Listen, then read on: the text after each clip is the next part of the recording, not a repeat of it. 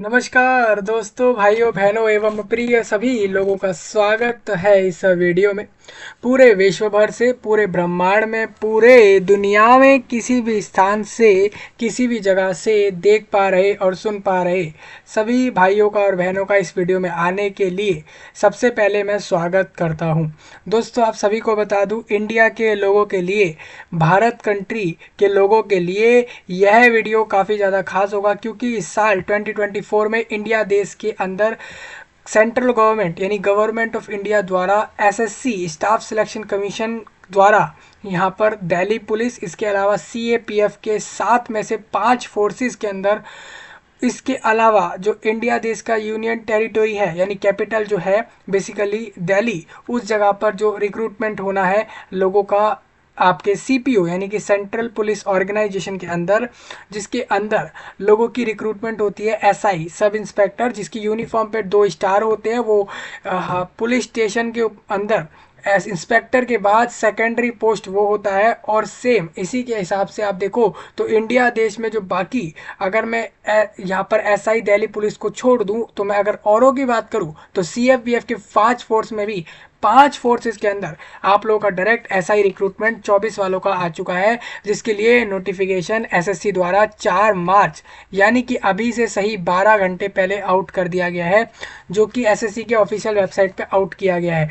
इसके अंदर दोस्तों ये गवर्नमेंट जॉब है, इंडिया देश के सेंट्रल गवर्नमेंट की जॉब है, पुलिस की जॉब है। लेकिन या तो आप दिल्ली पुलिस की ले सकते हो या फिर आप सीएपीएफ की ले सकते हो। आप फॉर्म भरते में इसको स्पेसिफाई नहीं करते हैं। हालांकि जब आप लोग इस वैकेंसी को ले रहे होते हैं, फाइनल रिजल्ट से पहले आपसे एक प्रेफरेंस फॉर्म भरवाता है एसएससी, जिससे आप लोग ये क्लियर करते हो कि हाँ भाई, मुझे दिल्ली पुलिस में चाहिए एएसआई, ना कि मेरे को सीएपीएफ में। आप ऐसा प्रेफरेंस देते हो कि भाई मेरे को सीएपीएफ के अंदर पहले आईटीबीपी में चाहिए, फिर बीएसएफ में चाहिए, फिर एसएसबी, और इस तरीके से अपनी प्रेफरेंस आप लोग फाइनल रिजल्ट से पहले दे सकते हो। जितने भी लोग नए हैं, पहली बार सुन रहे हैं, इंडिया देश में एसआई रिक्रूटमेंट होता है दिल्ली पुलिस में या फिर सीएपीएफ के अंदर, सेंट्रल गवर्नमेंट ऑफ इंडिया के अंदर जो वैकेंसी है उसके हिसाब से। तो मैं आपको बता दूं, इस वीडियो में पूरा फॉर्म भरने का प्रोसेस इस रिक्रूटमेंट में मैं दूंगा। आपको बता दूं 4 मार्च से फॉर्म चालू हो गया है, 28 मार्च को फॉर्म इसके अंदर ऑनलाइन में क्लोज होगा। ठीक है, तो कहीं ना कहीं आपके पास सिर्फ 25 दिन 25 डेज का समय दिया गया है इस रिक्रूटमेंट के लिए, फॉर्म भरने के लिए। आपको बता दूं इसमें 2 पेपर होते हैं, पेपर 1 पेपर 2।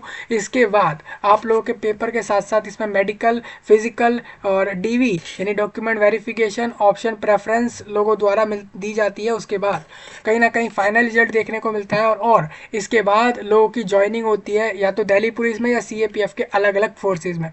एक चीज़ और आपको बताऊंगा दोस्तों, आपको ये बिलीव नहीं होगा कि इसके अंदर कम से कम आपका पूरा ईयर एंड चला जाएगा। मतलब कि ये वाला साल आप ये मान लो कि नोटिफिकेशन मार्च में आपको देखने को मिल रहा है, मई में पहला एग्जाम, जून में आप कहीं ना कहीं मांग सकते हो फिजिकल और ये सब चीज़ें जून जुलाई में होंगी, और इस तरीके से आप मानोगे कि भाई ये आपको दिसंबर तक पहुंचा देंगे। मतलब 2024 के आप मान लो, ये समझ लो 4-5 आराम से महीना भर, मतलब 6-6 4-4 महीना इस रिक्रूटमेंट में लोगों के लग जाते हैं।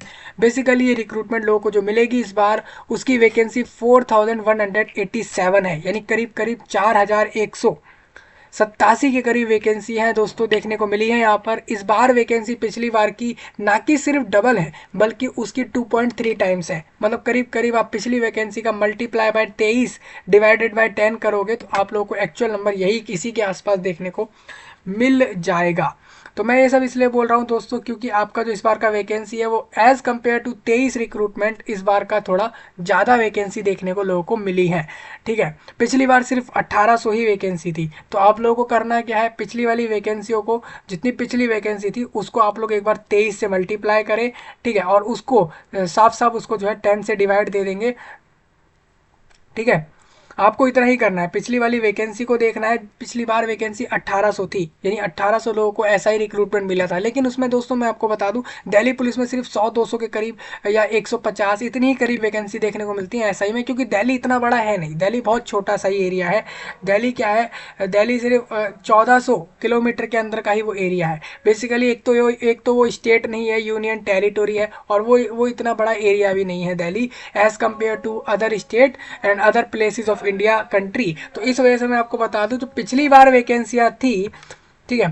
जो पिछली बार वैकेंसी आती उसके कंपैरिजन में आप इस बार की वैकेंसी देखोगे तो आपको सिंपल करना है, पिछली वाली वैकेंसियों को डायरेक्ट 23 से मल्टीप्लाई करके 10 से डिवाइड देना है, तो आपको मिलेगा करीब करीब 4140। और मैंने जो आपको वैकेंसी बताई वो है 4100 87, यानी 4187। तो करीब करीब ये कितनी आ गई, ये आपकी पिछली वाली वैकेंसी की 2.3 टाइम्स के करीब करीब आप मान सकते हो, उससे भी ज़्यादा ही है, ठीक है। 2.3 टाइम्स तो फिर भी आपका 4140 है। इस बार फिर भी 4190 के करीब वैकेंसी देखने को मिली है। और ये कोई ऐसा कांस्टेबल या कि इसके नीचे कोई छोटा पोस्ट नहीं है, पोस्ट अच्छा ही है, हालांकि ये डबल स्टार है। अब आप कहोगे ये पोस्ट फिर भी अगर मैं एज कंपेयर करूँ कि आपके पुलिस के अंदर, विभाग के अंदर भी वैकेंसियों के हिसाब से, तो वैकेंसियाँ वहाँ पर काफ़ी देखने को मिलती हैं। इंस्पेक्टर होता है, एएसआई होता है, इसके अलावा भी आप देखोगे बड़े बड़े पोस्टों में बात करूं तो आईपीएस के अंदर भी ऐसे ऐसे पोस्ट होते हैं जो कि आप लोगों को डीजीपी, डीआईजी, एसीपी और पता नहीं कौन कौन सी बड़ी बड़ी पोस्टें बना के देते हैं। मतलब यही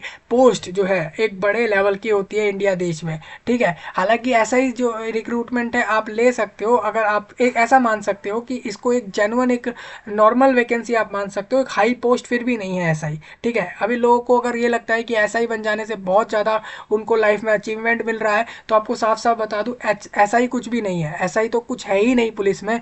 अगर आप देखोगे तो आईपीएस के रैंक ऑफिसर टॉप में देखोगे तो आपको पता लगेगा कि ऐसा ही, उसके आगे कुछ भी नहीं है।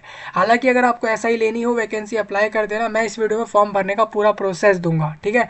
बात करें नोटिफिकेशन की, आप कहोगे कि प्रोसेस फॉर्म भरने का बता रहे हो, इसका नोटिफिकेशन, एलिजिबिलिटी, क्वालिफिकेशन, सैलरी कितना मिलेगा, क्या काम करती है पुलिस एसआई पोस्ट पर, ये सारी चीज़ें कौन बताएगा, सिलेबस कौन बताएगा, तो इसका वीडियो अलग से दिया हुआ है, उसको डिटेल्ड वाले को चेक करें और वहाँ सब कुछ समझ आ जाए तो इस वीडियो में आके फॉर्म भर लें, ठीक है। फॉर्म भरने का प्रोसेस डायरेक्ट इन लोगों ने नोटिफिकेशन के फाइल में ही दे दिया है, तो वहाँ से भी समझा जा सकता है। हालांकि आप नहीं समझ पा रहे हो तो इस वजह से मैं इस वीडियो में पूरा प्रोसेस आपको फॉर्म भरने का बता रहा हूँ, तो ध्यान से सुन लें और इस जानकारी को ना कि सिर्फ अपने तक सीमित रखें, ना कि सिर्फ अपने आस पड़ोस तक रखें, इसको पूरे विश्व भर में शेयर जरूर करें लोगों तक पहुँचाने के लिए इस जानकारी को, ठीक है। चलिए हम डायरेक्ट आगे बढ़ते हैं। आपको आना होगा एसएससी की वेबसाइट पे, मैंने अप्लाई लिंक और जो भी लिंक इस वैकेंसी से जुड़ा है सही वीडियो के नीचे दे दिया है, ठीक है। वेबसाइट पे जैसे ही आते हो नोटिस बोर्ड में आपको दिखेगा 4 मार्च, ठीक है। इस पे आप लोगों को क्लिक करना होगा व्यू, तो आप लोग यहाँ से नोटिफिकेशन देख सकते हो। इन्होंने कहा है 28 मार्च तक फॉर्म लेंगे, आपको तो फिर भी इन्होंने 25 दिन दे दिए। और सेम इसी तरीके से उनको जो फेज 12 वाले हैं उनको सिर्फ 20-22 दिन ही मिले हैं, लेकिन उनके पास भी 18 मार्च तक का समय है। तो आप लोग या तो उस पर फॉर्म डाल दो या इस पर फॉर्म डाल दो। अगर आप लोग, मैं कहूँगा कि अगर आप ग्रेजुएट हो तो आप लोग इस वैकेंसी को लो, ना कि फेज 12 की। हालांकि फेज 12 में भी ग्रेजुएट्स में भी कुछ पोस्टें ऐसी है जो काफ़ी अच्छी है, तो आप उसको भी ले सकते हो, ठीक है। जो आपको सही लगे दोनों में से देख लो, मैंने दोनों ही कवर कर दिया है। इस वीडियो में आपको फॉर्म भरने का पूरा प्रोसेस दूंगा, एलिजिबिलिटी और सारी चीज़ें इस नोटिस में चेक होंगी, तो ध्यान से चेक कर लेना। अगर आप इंडिया देश में हो, चाहे हरियाणा से हो, पंजाब से हो, कर्नाटका से हो, what ever your state of residency, what ever your state of domicile, आप कहीं के भी हो, उससे फ़र्क नहीं पड़ता, पूरा इंडिया इस पे एलिजिबल है। या तो इंडिया के लोग या फिर बाहर वाले लोग भी इस वैकेंसी को ले सकते हैं, मतलब बाहर वाले मतलब अदर कंट्रीज़ के लोग। कंडीशन ये है कि वो लोग इंडिया में सेटल्ड हो परमानेंट तौर पर, ठीक है। हाँ, चलिए आगे बढ़ते थे कि आपको करना क्या होगा फॉर्म भरने के लिए। सबसे पहले लॉगिन और रजिस्टर्ड पर क्लिक करना है एसएससी के वेबसाइट पर। ये नया वेबसाइट है, अभी काफ़ी लोग कहेंगे ये कौन सा वेबसाइट आ गया।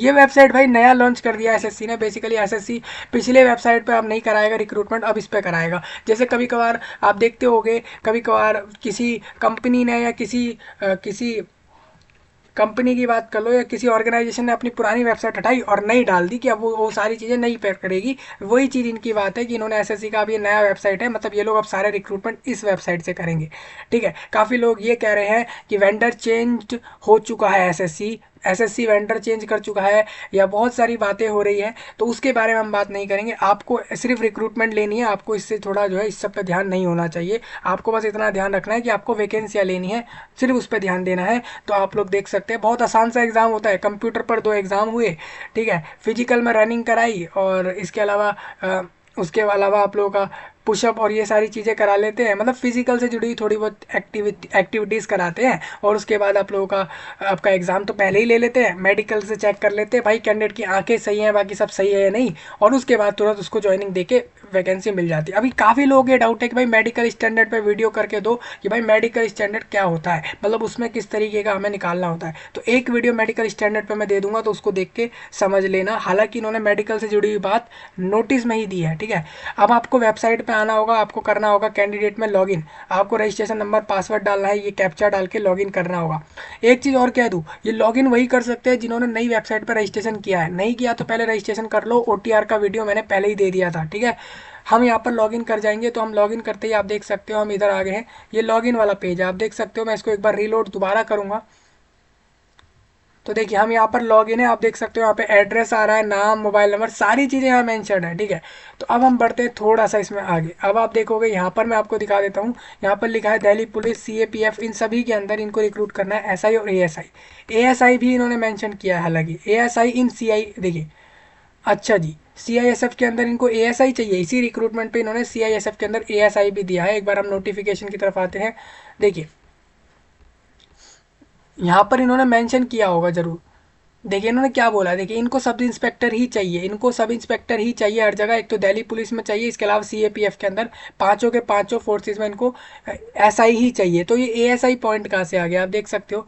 इन्होंने कहा है जो भी लोग सिलेक्ट होंगे SI के लिए CAPF के अंदर, वो कहीं भी भेजे जा सकते हैं, ठीक है। तो इस बात को याद रखना, इंडिया में आप लोग, क्योंकि आपको पता होना चाहिए CAPF फोर्स जो है एक बड़ा फोर्स है, उसके 5 से 7 फोर्स पूरे इंडिया में चल रहे हैं, तो वो कहीं भी भेज सकता है आप लोगों को।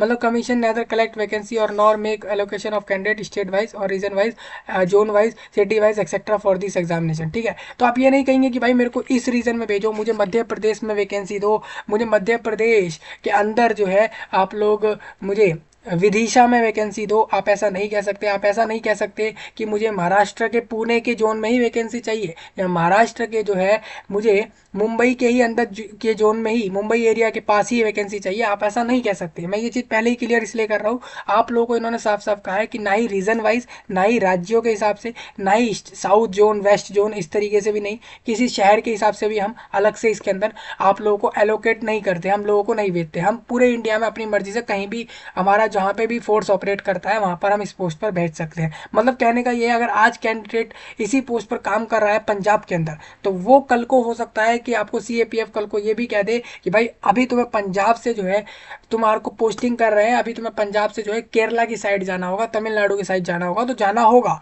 ठीक है। आप ये नहीं कह, इसमें रीजन वाइज नहीं आता, ठीक है। इन्होंने ये कहा है, इन्होंने पोस्टिंग का तो इन्होंने साफ सीधा यही कह दिया कि एनीवेयर इन इंडिया, कहीं भी आपको भेजा जा सकता है, क्योंकि पूरे इंडिया पे फोर्स ऑपरेट करता है। दूसरी चीज इसके अंदर यह है कि स्टेट वाइज, अब आप कहोगे कि भाई एक एक राज्य के हिसाब से बताओ कि किस राज्य में किस जोन में कितनी वैकेंसी आई है, तो वो इनके पास कोई डेटा नहीं आया है, और ना ही ये उसके हिसाब से आप लोगों को एलोकेट करते हैं। बेसिकली इनकी एरिया वाइज वैकेंसी नहीं आती, ये अपने हिसाब से पूरे इंडिया में कहीं भी पोस्टिंग कर देते हैं, ठीक है। तो इस बारे में कोई बाद में ये ना बोले कि भाई इन्होंने स्टेट वाइज वैकेंसी नहीं दी, तो वो आती ही नहीं है, ठीक है। ये बात याद रखिए, जो कि नोटिफिकेशन में दिया था। तो दो चार पॉइंट ऐसे थे जो हम तब नहीं डिस्कस कर पाए, वो हम अभी डिस्कस कर रहे हैं। हालांकि आप देखोगे ना, तो इन्होंने साफ साफ बताया ये SI रिक्रूटमेंट है, इसमें ASI का कहीं भी नहीं लिखा है, आप देख सकते हो। तो जब हम अप्लाई करने की तरफ आ रहे हैं, तो तब हमें इसको ASI नाम से इधर दिख रहा है ना। तो हम देखते हैं अप्लाई करते में क्या होता है। आपका मेनली SI रिक्रूटमेंट है, ठीक है, चाहे दिल्ली पुलिस हो, CAPF के हो, या फिर आपके CAPF के अंदर ही ये CISF आता है, CISF अलग नहीं है, CISF CAPF का ही एक फोर्स है, ठीक है। ये चीज़ क्लियर रखना। फेज 12 का अप्लाई करना हो तो चले जाना। फेज 12 में तो सिर्फ 10th पास चाहिए कैंडिडेट को। अगर मिनिमम टू मिनिमम अगर आप लोगों को वैकेंसी चाहिए कम से कम क्वालिफिकेशन में, तो सिर्फ 10 को पास कर गया हो तो ये वाला वैकेंसी ली जा सकती है। और दिल्ली पुलिस का जो अभी आया है करेंटली आज, तो उसके लिए तो भाई आपका बैचलर पास आउट होना ही चाहिए। तो कॉलेज जाओ, 2 साल 3 साल का कोई डिग्री कर लो, चाहे किसी भी कोर्स का डिग्री कर लो, उसके बाद आप लोग डायरेक्ट SI बन सकते हो, ठीक है। कोई सा भी डिग्री कर दो, किसी भी फील्ड का, कोई ज़रूरी नहीं है। किसी भी फील्ड का कर दो, बस कॉलेज जाके 3 साल का डिग्री कर दो, ये बात उनको चाहिए। बस इतना कर दिया तो ये वैकेंसी आपकी है। आगे बढ़ते हैं, हम इस पर अप्लाई पर टिक करेंगे क्योंकि हम भरने जा रहे हैं फॉर्म। इन्होंने बोला रीड कर लो सारी चीज़ें अच्छे से, कुछ गलती मत करना। मैंने बोला ठीक है भाई, सब हमने पढ़ लिया, हमें मत बताओ, हमने सारा कुछ पढ़ के आए हैं हम पहले से ही नोटिस को।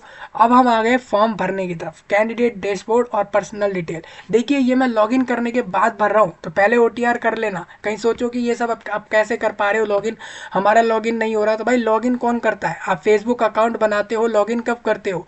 इंस्टाग्राम अकाउंट बनाया, लॉगिन कब करते हो? जब आपने पहले से ही इंस्टाग्राम पे लॉगिन करने जा रहे हैं, कहीं पर भी लॉगिन कर रहे हैं, तो लॉगिन करेंगे तभी ना जब हमारा अकाउंट होगा वहाँ पर। तो अकाउंट कैसे बनता है? तो उसके लिए मैं कहूँगा कि OTR वाला जो आप लोगों का SSC है उसको वीडियो देखे, उसके बाद इधर आए। ठीक है, चलिए देखिए हम यहाँ वेबसाइट पे आ चुके हैं दोस्तों। अगर आप लोगों को हिंदी में नहीं समझ आ रहा हो, मैं कैप्शन दे दूंगा, कैप्शन से दूसरे लैंग्वेज में भी आप समझ सकते हो। ठीक है, यही सारी बातों को, हाँ हालांकि वो ओरली नहीं होता, वो रिटर्न आता है सारा नीचे लिखा हुआ, उसको कैप्शन बोलते हैं। नहीं पता तो बता दूं, यूट्यूब पर यहाँ पर नीचे एक कैप्शन नाम से चीज़ होती है, उसकी मदद से आप लोग वीडियो में जो भी बातें कही जा रही है उसको, ना कि सिर्फ जिस वीडियो में आपको जिस भाषा में कोई कुछ भी कह रहा है उस भाषा में ही नहीं, बल्कि दूसरी भाषाओं में भी उस बातों को समझ सकते हैं।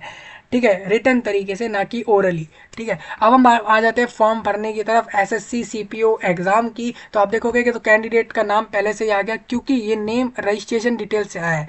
फादर नेम, मदर नेम और डेट ऑफ बर्थ, ये सारी डिटेल्स वो है सारी जो हमने रजिस्ट्रेशन में दी थी। ठीक है, अब याद रखें रजिस्ट्रेशन में डिटेल दे रहे हैं, अगर आप गलत दोगे तो इसके रिस्पॉन्सिबल आप होगे, क्योंकि आपका जब डॉक्यूमेंट वेरिफिकेशन होगा ना ज्वाइनिंग के समय, तो तब ये लोग आपका सारे डॉक्यूमेंट जब चेक कर रहे होंगे तब पता लगेगा कि भाई फॉर्म में जो डिटेल थी वो अलग है और जो ये डॉक्यूमेंट लाया है वो अलग डिटेल है। तो कहीं ना कहीं वहाँ से भी कैंडिडेट बाहर हो सकता है, तो इस बात का थोड़ा ध्यान रखना। बस ये छोटी छोटी चीज़ें, इस पर ध्यान दे लिया तो रिक्रूटमेंट निकल जाएगा आसानी से, बस इतना सही है। ठीक है, थोड़ा आगे बढ़ेंगे। आप देख सकते हो एज इन्होंने बताई है 1 अगस्त 2024 के हिसाब से कैलकुलेट होनी है, तो उस दिन आपकी एज जो होगी वो यहाँ पर कैलकुलेट होगी। ठीक है, अब आपका जेंडर लिखा आ चुका है, जनरल कैटेगरी, ये सारी चीज़ें कहाँ से आ रही हैं? ये तो हमने अभी डाली भी नहीं है, ये चीज़ें पहले से ही हमने रजिस्ट्रेशन में दी थी, वहाँ से उठाई गई डिटेल है। ठीक है, तो ये सब हमारे को कुछ नहीं देखना, बस देख लेना है कि सब कुछ सही है ना। चलिए, ये पर्सनल डिटेल हो चुकी। अब हम बढ़ेंगे नेक्स्ट के ऊपर क्लिक। तो देखिए OTR करने से काफ़ी आसान हो जाता है। देखिए क्योंकि OTR आप लोग पहले से कर लोगे तो बस आपको फॉर्म भरना है। अब आ जाते हैं एजुकेशनल डिटेल पे, हम यहाँ पर डायरेक्ट फॉर्म भर रहे हैं। मैं आपको नोटिफिकेशन की फाइल में ही दिखा देता हूँ, इन्होंने OTR का प्रोसेस दिया है। पर्सनल डिटेल डालो, पासवर्ड बनाओ, फिर पासवर्ड नया बदल लो। देखिए पासवर्ड आपको यहाँ पे मिल जाएगा, यहाँ पर रजिस्ट्रेशन ID मिल गया, नंबर के बाद आपको यहाँ पर एक पासवर्ड मिलेगा, उस पासवर्ड को Gmail से उठा के यहाँ डाल देना है। फिर उस पासवर्ड को डालने के बाद एक नया पासवर्ड बनाना है। फिर उस नए पासवर्ड को डालने के बाद एक सिक्योरिटी क्वेश्चन लगाना है कि मान के चलो आगे चल के आप कभी पासवर्ड भूल जाओ तो इस क्वेश्चन का आंसर देके लॉगिन कर सकते हो। यहाँ पर 3 से 4 सिक्योरिटी क्वेश्चन लगाए जा सकते हैं आपके द्वारा। ठीक है, तो आप लगा देना इस तरीके से। उसके बाद आप लोगों को कहेंगे ये पासवर्ड आप लोग नया बनाओगे, फिर उस नए पासवर्ड को यहाँ डाल के फिर अपना लॉगिन करोगे। यहाँ पर आपने नया पासवर्ड बनाया, लॉगिन कर गए, तो यहाँ से आपका लॉगिन हुआ। अब ये कहते हैं लॉगिन करने के बाद आप लोगों को एडिशनल डिटेल डालनी होती है, जैसे कि आप SC हो, ST हो, जनरल हो, EWS हो, किस में आते हो वो बताया। फिर उसको वेरीफाई किया, इंडिया के हो या दूसरे कंट्री के हो वो बताया। ठीक है, ये सब बताया। फिर अपने बताया कि भाई बॉडी पर कोई आइडेंटिफिकेशन मार्क है क्या, जैसे कभी कभार किसी की बॉडी पर कोई ऐसा मार्क होता है जो उसी की बॉडी पर उसी पार्ट पर है और किसी की बॉडी पर उस पार्ट पर शायद वो ना हो, जिससे कि उसकी आइडेंटिटी पता लग रही है, तो वो उसका आइडेंटिफिकेशन मार्क होता है, हालांकि वो दिखना चाहिए। ठीक है, तो अगर ऐसा है तो आप लोगों को बताना होगा, यहाँ नहीं है तो ठीक है आगे बढ़ो। डिसेबल्ड हो या नहीं वो बताओ, पर अपना एड्रेस दो। अगर आपके 2 तरह के एड्रेस है, दोनों एड्रेस देके सेव एंड नेक्स्ट करना होता है। तो आप देखोगे एडिशनल डिटेल डल जाती है, पासवर्ड बन जाता है, अपना नाम, फादर नेम, एड्रेस सब डालने के बाद डिक्लेरेशन पे टिक करके डिक्लेयर करके प्रीव्यू करा जाता है OTR को, सारी डिटेल देखकर उसके बाद उसको जमा किया जाता है। तो इस तरीके से SSC का OTR तो जमा हो जाता है। OTR मतलब रजिस्ट्रेशन हो जाता है, इतना सही प्रोसेस है OTR में। ठीक है, बस उसके बाद फॉर्म भरना होता है। फॉर्म भरने के लिए आपने लॉगिन करना होता है, जैसे आप लोग वेबसाइट पे आओगे लॉगिन कर जाओगे। मैं लॉगिन कर चुका हूँ, इन्होंने डायरेक्ट लॉगिन के बाद बताया क्या करना है। लॉगिन के बाद कैंडिडेट डायरेक्ट अपनी पर्सनल डिटेल देखेगा, ये सब पहले से ही भरा आएगा, उसको करना क्या होगा, नेक्स्ट पर टिक करना होगा। फिर उसको एजुकेशनल डिटेल डालनी है यहाँ पे सारी, फिर नेक्स्ट पर टिक करना होगा। इस तरीके से वो आगे बढ़ेगा। देखिए मैं आपको दिखा दूँ, यहाँ पर हम ये फॉर्म भर रहे हैं डायरेक्ट SI का, तो आप देख सकते हो जैसे इन्होंने बोला हाईएस्ट क्वालिफिकेशन आपकी क्या है, तो मैंने बोला ग्रेजुएट। जैसे अगर मैं 10th करता हूँ ना तो साफ साफ लिखा आ जाएगा आप एलिजिबल नहीं हो इस पोस्ट के लिए। अभी नहीं आ रहा, आप थोड़ा आगे बढ़ोगे लिखा आ जाएगा, क्योंकि SI रिक्रूटमेंट के लिए आप लोगों का ग्रेजुएट होना जरूरी है, किसी भी फील्ड का आप लोग ग्रेजुएशन कर सकते हो, ठीक है। तो मैंने यहाँ पर क्या करना है, मेरे को ग्रेजुएशन ही देना है, मिनिमम ग्रेजुएशन ही चाहिए। पीएचडी तक के लोग भी फॉर्म भर सकते हैं इस वैकेंसी पे। अब बात आती है क्वालिफाइंग एग्जाम, एजुकेशनल क्वालिफिकेशन। अब जैसे आपने बोला आप ग्रेजुएट है, चलिए ठीक है, फिर उसी को आपने आगे बताना है क्वालिफाइंग एजुकेशनल जो है आप लोगों का क्वालिफिकेशन यहाँ पे आपको बताना है। जैसे कि आपने ऊपर तो बता दिया, ये आपकी हाईएस्ट होगी कि आपकी हाईएस्ट क्वालिफिकेशन क्या है, और यहाँ पर आपकी वो क्वालिफिकेशन होगी जो इस पोस्ट के लिए चाहिए, ठीक है। Please refer to the notice para number 7.3 7.1। तो आप इसी नोटिस में आ जाना। तो इसमें आप 7.1 पे आओगे, तो एक बार हम लगा लेते हैं। देखिए 7.1 में क्या लिखा है, आपका लिखा है एसेंशियल क्वालिफिकेशन जो रहेगी वो बैचलर डिग्री होगी। तो अब ये आप लोग दे रहे हो जो क्वालिफिकेशन अब आप लोग देख रहे हो वो इस पोस्ट के लिए दे रहे हो।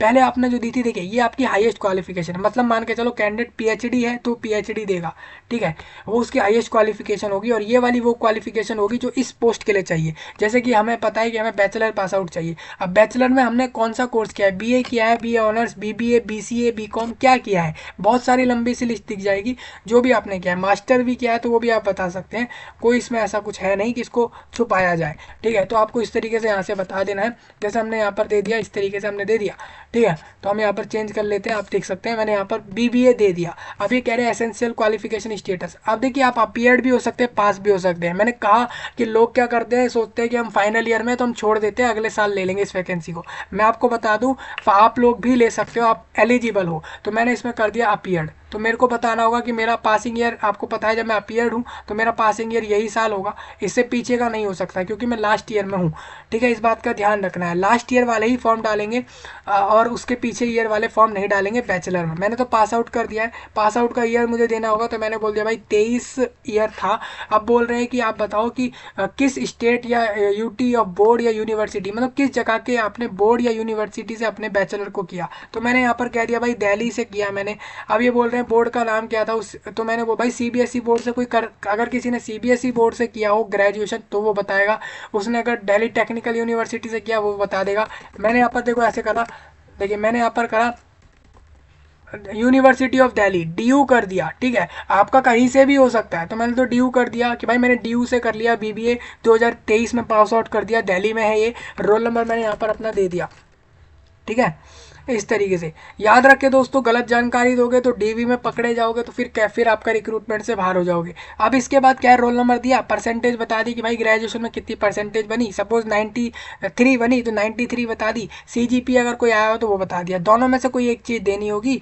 वैसे तो दोनों ही छोड़ सकता है कैंडिडेट, क्योंकि उससे सिर्फ जिस पे स्टार लगा है वो भरना है, बाकी सब छोड़ सकता है वो। तो इस तरीके से भरना है, सेव एंड नेक्स्ट करना है। तो मैं इस तरीके का आगे का प्रोसेस यहाँ से समझा रहा हूँ, देख सकते हैं आप लोग, यहाँ पर लिखा है, आप देख सकते हो। यहाँ पर हम क्वालिफिकेशन डिटेल डाल रहे थे, हमने अपना ग्रेजुएशन का डिटेल डाला, सेव एंड नेक्स्ट कर दिया। थोड़ा हम और आगे बढ़े, इन्होंने बोला एडिशनल इन्फॉर्मेशन, जैसे कि आप लोग नेवी, आर्मी, एयरफोर्स में काम करके आए हो क्या। अब ऐसा हो सकता है कि रजिस्ट्रेशन जब कैंडिडेट कर रहा था तब वो नेवी आर्मी में कहीं नहीं गया था, लेकिन जब वैकेंसी के लिए फॉर्म डालने जा रहा है उस समय पर वो नेवी आर्मी में काम करके आ चुका है, तो इसलिए वो एक्स सर्विसमैन उस समय पर हो सकता है जब वो फॉर्म भर रहा है किसी भी वैकेंसी का, तो इसलिए वो येस करके बता सकता है। इसीलिए ये जो एक्स सर्विसमैन का ऑप्शन है ये रजिस्ट्रेशन में आप लोगों से नहीं मिलता, क्योंकि हो सकता है ना भाई रजिस्ट्रेशन में जरूरी है कि नेवी, आर्मी, एयरफोर्स में गए हैं और वो चीज़ें पूछे, लेकिन फॉर्म भरवाएंगे तब पूछेंगे, क्योंकि अगर आप एक्स सर्विसमैन हो तो आपको फायदे मिलेंगे, आपके लिए फिक्स वैकेंसियां भी हैं और इसके अलावा एज रिलैक्सेशन भी है, इस वजह से ये चीज़ अलग से ये लोग पूछते हैं। फिर डेट ऑफ आप लोगों को बताना है भाई कब आप लोग फोर्सेज में ज्वाइन हुए, कब आपने वहाँ से आपका टर्म खत्म हुआ, बेसिकली कब वहाँ से डिस्चार्ज हुए, ये सब मिनिमम 3 साल या ऐसा कोई क्राइटेरिया होता है एक्स सर्विसमैन के लिए, वो आप लोग थोड़ा ध्यान रखें। तो मैं वही कहता हूँ कि नोटिस को थोड़ा अच्छे से देख लें तो आप लोगों का अच्छा आसानी से हो जाएगा। एक्स सर्विसमैन का सारा कुछ बताया आप लोगों ने, अगर नहीं है तो नो कर देना, ठीक है, ठीक है। इस तरीके से करना होगा, सब पे आप लोग बताना है, अगर है तो ठीक है, नहीं तो नो कर दिया। क्या दिल्ली पुलिस के विभाग में आप लोग किसी पोस्ट पर हो, हाँ या ना, वो बताना है। इन सब के फायदे होते हैं, अगर नहीं चाहिए तो नो, एज रिलैक्सेशन नहीं चाहिए नो, ऐसे कर देना है। एज मैंने आप लोगों को बताई थी, इसमें मैक्स टू मैक्स 25 एज ली जाएगी अप्लाई करने के लिए, 20 to 25 इसके बीच वाले लोग ही फॉर्म भरेंगे, ठीक है। तो इसके अब इसमें क्या है दोस्तों, एज रिलैक्सेशन चाहिए तो बताना, नहीं तो नो करके सेव एंड नेक्स्ट कर देना। अब आगे बढ़ते हैं हम, एक्स सर्विसमैन की डिटेल हो गई। अब ये बोल रहे हैं एग्जाम रिक्वायरमेंट, आपको बताना है कि भाई एग्जाम सेंटर आपको किधर देखना है। मान लो कैंडिडेट ने बोला कि मुझे एग्जाम जो है वो देने जाना है दिल्ली में, फिर मेरे को जाना है नोएडा में, फिर जाना है मुझे उत्तर प्रदेश के आगरा में, तो उसने 3 तरह की प्रेफरेंस दे दी। इस तरीके से दे सकता है वो, और पूरे इंडिया में से कहीं की भी प्रेफरेंस वो दे सकता है। उसको याद रखे कि उसकी प्रेफरेंस से ही उसको सेंटर मिलेगा। बाल के चलो वो मजाक में भी दे रहा है तो मजाक में ही सही उसको जाना पड़ेगा उधर एग्जाम देने। नहीं जाएगा तो फिर साफ सी बात है रिक्रूटमेंट नहीं लेगा। तो ये चीज़ें रहती हैं। ठीक है, तो प्रेफरेंस दी, फिर उसको बताना है कि वो ओबीसी के अंदर आता है कि नहीं आता, ये सारी चीज़ें बतानी है। ठीक है, तो ऐसी सारी पॉइंट को उसको क्लियर करना है, वो एनसीसी वाला है या नहीं, इन सबको बताते हुए उसको नेक्स्ट कर देना है, सेव एंड नेक्स्ट। तो फॉर्म इस तरीके से भरना होगा। अब आप देखोगे मैंने पर्सनल डिटेल दे दी, क्वालिफिकेशन डिटेल दे दी, एडिशनल डिटेल दे दी, एक्स सर्विसमैन की डिटेल दे दी, सेंटर्स की डिटेल दे दी। अब डॉक्यूमेंट अपलोड करने की बारी आ जाती है, जिसमें वो लोग कहते हैं कि कैमरा यहाँ से आप कैप्चर लाइव फोटो पे क्लिक करोगे, आपका फोटो लाइव अपलोड होगा यहाँ पे। ठीक है, लाइव ये आपका फोटो अपलोड करवा लेते हैं। अब फोटो अपलोड करने के बाद ये कहते हैं कि सिग्नेचर अपलोड करो। सिग्नेचर का जरूरी नहीं है कि वो लाइव और ऐसा कुछ, सिग्नेचर आप लोग लाइव किसी पेपर पे करके कैमरा चालू करके नहीं दिखाने वाले हो। सिग्नेचर तो आप पहले का ही सिग्नेचर कर लो पेपर पे, उसका फोटो ले लो और वही अपलोड कर दो, वही ठीक है। सिग्नेचर इस तरीके से भी ले लिया जाएगा, लेकिन जो फोटो है वो आपकी लाइव ली जाएगी। ठीक है, लाइव मतलब जैसे आप लोगों ने बिल्कुल फॉर्म भरते समय ही कैमरा चालू करके फोटो लिया अपना और उसके बाद अपलोड कर दिया, बस इतना ही है। लाइव का कोई ऐसा ना समझे कि भाई लाइव मतलब क्या होता है। लाइव सिंपल है, कैमरा चालू करके फॉर्म भरते समय ही फोटो अपलोड होगी। अपलोड हो गई फोटो, साइन अपलोड हो गया। ठीक है ना। और जो भी डॉक्यूमेंट अगर आपसे टेंथ का डिटेल, टेंथ की मार्कशीट वगैरह तो आपने रजिस्ट्रेशन के समय सारा कुछ दे दिया था, तो यहाँ पर आपको नहीं आना। टेंथ का सारा कुछ तभी हो गया था। बेसिकली इसके लिए आप लोगों का डॉक्यूमेंट वेरिफिकेशन के समय वो लोग ग्रेजुएशन का सेमेस्टर मार्कशीट और एक्चुअल जो आप लोगों का डिग्री होता है वो चीज़ वहाँ से लेते हैं वो। ठीक है, अब इसके बाद आप सब कुछ अपलोड कर दिया, signature photo, save and next पे टिक कर दिया। अब आप आगे बढ़ोगे, आप देखोगे कि आप इसके अंदर फोटो कैसे अपलोड करोगे। तो आप जैसे यहाँ पर क्लिक करोगे कैप्चर लाइव फोटो, यहाँ पर आपका कैमरा चालू होगा, आपको इधर देखना होगा कैमरे में और कैप्चर पे क्लिक करना होगा, फोटो कैप्चर हो जाएगा और फिर फोटो अपलोड हो जाएगा। फोटो अपलोड, साइन अपलोड, फिर आपको प्रीव्यू पे क्लिक करना होगा, आपका फॉर्म प्रीव्यू आ जाएगा। देखो भाई इसका नाम ये है, इसके फादर मदर का नाम ये है, इसका डेट ऑफ बर्थ इस दिन हुआ, इसका जेंडर ये है, ये एसआई पर अप्लाई कर रहा है, 2024 की रिक्रूटमेंट पर अप्लाई कर रहा है, नेशनैलिटी उसकी लिखी आ जाएगी, 10th 12th कहाँ से करी वो सब लिखा आ जाएगा, एड्रेस सब कुछ लिखा आ जाएगा। उसको सब कुछ सही से देखना है और उसके बाद ये सब कुछ देखने के बाद सारा कुछ वो देख लेगा और उसको एडिट करना है तो कर सकता है, नहीं तो वो सीधा आगे बढ़ेगा, इसको पूरा देखेगा। हाँ भाई चलो मैंने सारी डिटेल सही दी है, मैंने फोटो सिग्नेचर सब सही दिया है, उसको सेव एंड नेक्स्ट पे टिक कर देना है। जैसे ही वो सेव एंड नेक्स्ट पे टिक करेगा उसके सामने आ जाएगा सबमिट करने का फॉर्म का ऑप्शन। उसको आएगा भाई डिक्लेयर करो कि तुमने जो सारी डिटेल्स दी है वो सही दी है। तो वो कह रहा है मैंने सब पढ़ लिया, मैंने सब कुछ सही दिया है, मैं आई एग्री पे टिक कर रहा हूँ या कर रही हूँ। फिर वो सेव एंड नेक्स्ट पे टिक करके फॉर्म जमा कर सकते हैं। तो इस तरीके से आप देख सकते हो फॉर्म जमा हो जाएगा। आप अगर डिफेंस पर्सनल हो तो ये वाला सर्टिफिकेट लगा देना फॉर्म में, अगर आप लोग एक्स सर्विसमैन हो तो ये वाला अंडरटेकिंग लगा देना। मैं आपसे कह रहा हूँ ये सब, अगर आप SC ST हो तो ये वाला सर्टिफिकेट फॉर्म के अंदर ही लगाना। अब आप कहोगे फोटो साइन का ऑप्शन दिखा, हमें कास्ट सर्टिफिकेट का फॉर्म का फॉर्मेट डालने के लिए, अपलोड करने के लिए ऑप्शन नहीं दिखा।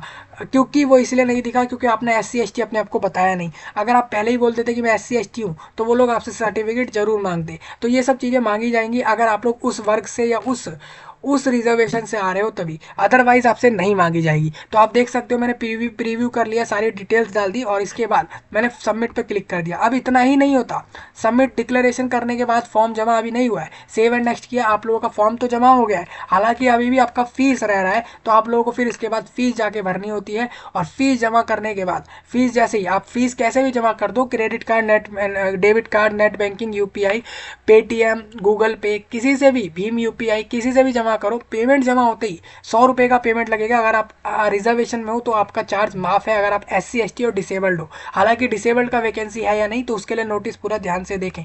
ठीक है, आप लोगों को करना क्या, इस तरीके से आप लोगों ने फिर उसके बाद फीस जमा करी और फीस जमा करने के बाद फॉर्म का प्रिंट जरूर ले ले, अपने पास डाउनलोड करके रखेंगे तो बस फॉर्म का प्रिंट लिया, आपके पास फॉर्म डाउनलोड हो गया। ठीक है, और जैसे ही फॉर्म का प्रिंट आपने ले लिया उसके बाद आपका काम खत्म। उसके बाद आपको कुछ भी नहीं करना होगा इस फॉर्म के ऊपर। तो यही पूरा प्रोसेस होगा आपका SI अप्लाई करने के लिए दिल्ली पुलिस और CAPF के अंदर। इस बार की 24 की रिक्रूटमेंट वैकेंसियाँ अच्छी हैं इस बार, मतलब अच्छी मतलब वैकेंसी थोड़ा सही नंबर देखने को मिल गया है लोगों के लिए 4000 के करीब। तो आप लोग इस पर फॉर्म भर सकते हैं। ठीक है, थोड़ा सा मैं आगे बढ़ता हूँ। तो ये वही डिटेल है, मैं आपको यहाँ पे करके भी दिखा रहा था। मैंने कहा कि मैं आपको डायरेक्ट जो है फाइल से ही समझा देता हूँ, आप समझ जाएंगे, तो मैंने इसलिए यहाँ से ही क्लियर कर दिया। ना भी आए समझ तो एक आपको फॉर्म भर के मिल जाएगा अगर आपका होगे तो इस तरीके से अप्लाई कर लेना। मुझे उम्मीद है भाई हरियाणा वालों को, केरला वालों को, तमिलनाडु वालों को, असम वालों को, वेस्ट बंगाल वालों को या फिर किसी भी यूटी स्टेट वालों को अच्छे से समझ आ रहा होगा इंडिया देश में ये इस पूरी जानकारी के बारे में। कोई भी डाउट फिर भी रह जाए कमेंट में आप बताइए, और इस जानकारी को पूरे विश्व भर में, पूरे वर्ल्ड में शेयर करिए, खासकर इंडिया के लोगों तक, कि वो समय से इस रिक्रूटमेंट पे फॉर्म भर सके। मैं आपसे मिलूंगा जल्दी ही, तब तक के लिए आप सभी का धन्यवाद।